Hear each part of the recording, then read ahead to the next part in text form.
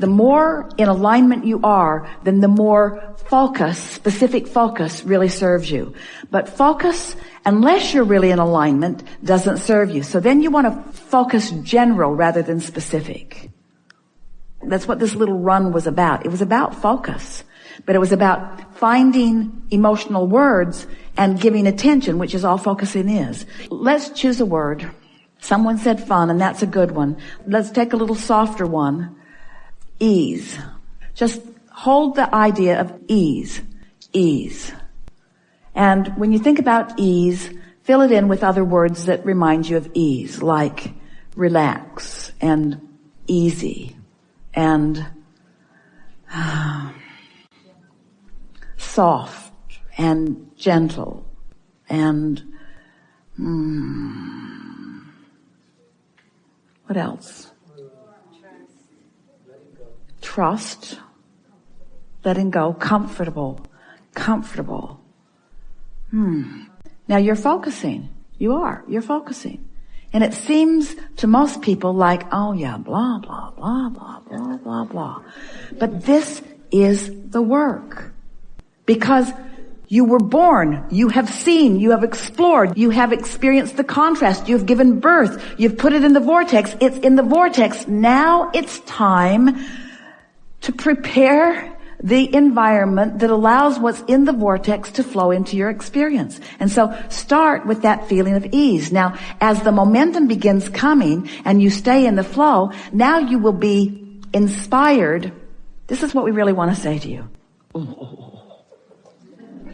If you can find that place of chilling that allows the stuff to start moving from the vortex into your grid, as it moves, the specific focus will be part of the process. In other words, you will be inspired to the specifics that allow the momentum to continue. It's like when you jump out of an airplane, you don't have to worry about keeping your speed up.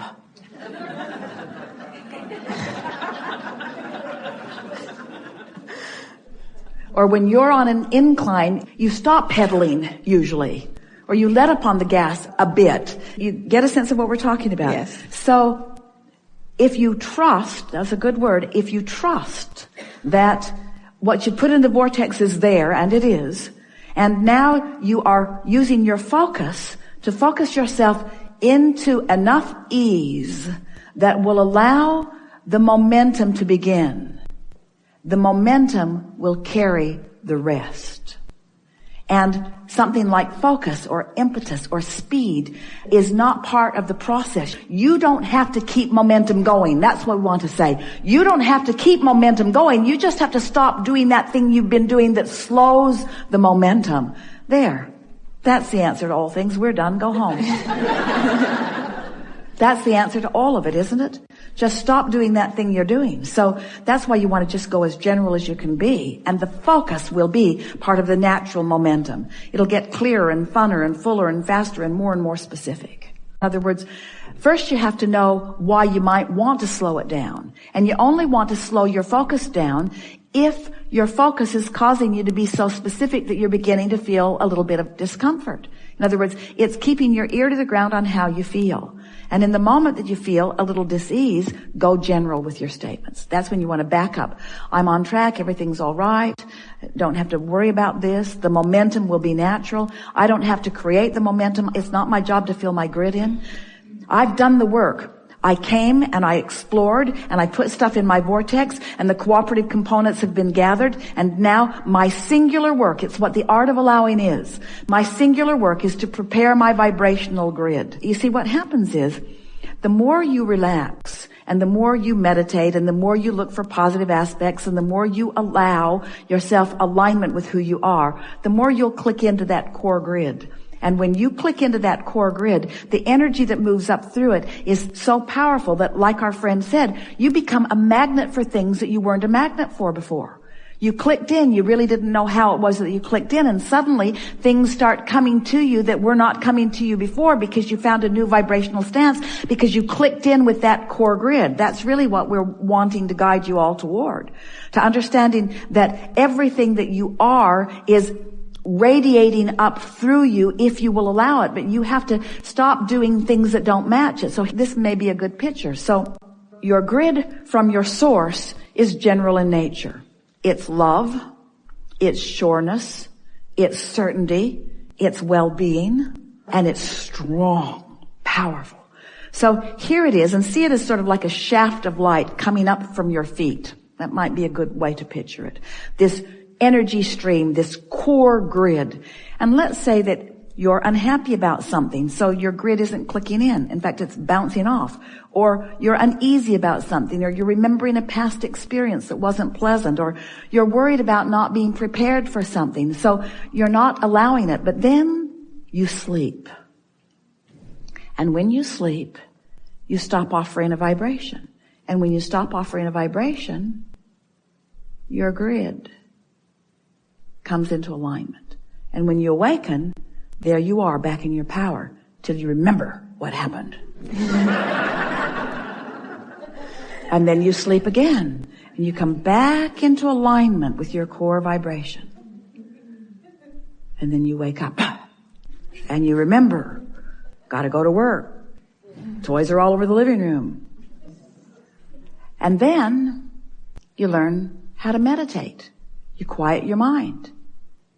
You stop thought. And as you stop thought, you stop resistance. And as you stop resistance, you come into alignment with who you are. And you don't really know what you're feeling, but you're feeling this detachment and this power, this really general. And in doing so, you've adjusted your vibration. Now, you're probably going to get back into your day and you're probably going to get out. But every time you chill, every time you relax, every time you meditate, every time you acknowledge what this feels like to be in alignment, it makes it easier for you to get there next time. Easier for you to get there next time. Until you begin to prepare, create, establish a pattern of vibration that is non-resistant. And as you establish this pattern of vibration that is non-resistant, now, all of the things that you've been asking for, in perfect timing, flow just like water flows downhill, right into your experience. And as they flow in, you begin to catch the momentum of those. Really, what we want to say to you, we think it is one of the most profound conversations that we've ever had. What we want to say to you is, the only thing you ever need or want to focus on is focusing yourself out of resistance and into alignment. And use the simplest of tools. Pet your cat. Put your feet in the jacuzzi. Lie on the beach. Lie in the sun. Go get a massage. Listen to music that makes you feel good. Do anything that you can do to relax yourself out of resistance. And as you practice that place of non-resistance, your grid will fill in with all of the components of all of the things that, all of the goal setting, all of the reaching, all of the things that you have been previously believing were your work to do. Did you hear what we just said? Yeah. Your only point of focus is preparing your grid. And the filling of the vortex into the grid will be all of the specifics and all of the wonderful things. People will come, you'll have conversations, you'll become animated, you'll all want to talk at the same time. The ideas will keep flowing, it just gets better and better. Your energy gets higher, you recognize your power, you come to understand your true knowing, you begin to feel the fullness of who you are, you get tuned in, tapped in, turned on, you begin to recognize the beauty in others. In your alignment, you feel happy about where you are. You see the beauty wherever you are looking because in your alignment you are not able to see otherwise. Your words come out of your mouth at the perfect time and others are uplifted by the things that you say. In other words, really friends, it all takes care of itself. All of this goodness and all of this advantage and all of this wholeness and all of this help that you're wanting to offer to others becomes just second nature. It happens to you because you did the only thing that mattered. Jesus said, the meek shall inherit the earth. And that's what he's talking about. The aligned, the non-resistant, the non-agitated, those who are allowing the natural well-being that they were born with to be the basis of their experience. And then the specifics that you've carved out begin to flow in. We've told you this story of creation in a lot of different ways. And we said to you that you were source energy before you came into this physical body, and that larger part of you still is. And here you are in this magnificent body, exploring the variety for the purpose of stimulating you and us, you and source, to a new idea of what could be an improvement beyond what is out here on this leading edge. And so you have relationships and associations and experiences that cause you to ask for things that you have not experienced, and in many cases that no one has experienced. In other words, you're asking, you're taking thought beyond that which it has been before. And that thought is preceding you in vibrational form, and the source within you is recognizing that as the new thought and is holding true to the vibrational nature of that new thought, knowing that it won't just be a thought unrealized, that it will be a vibration that is realized in full manifestational form in time. But right now, it is a vibration that exists, that source is reveling in.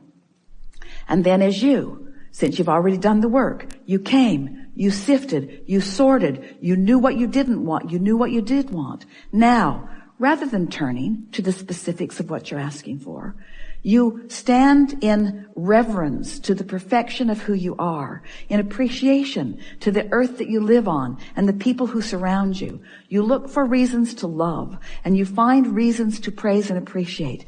And you be as specific as you are able to be, but the bottom line is you want to feel good, and you want to feel good so much that you withdraw your attention immediately from anything that doesn't feel good.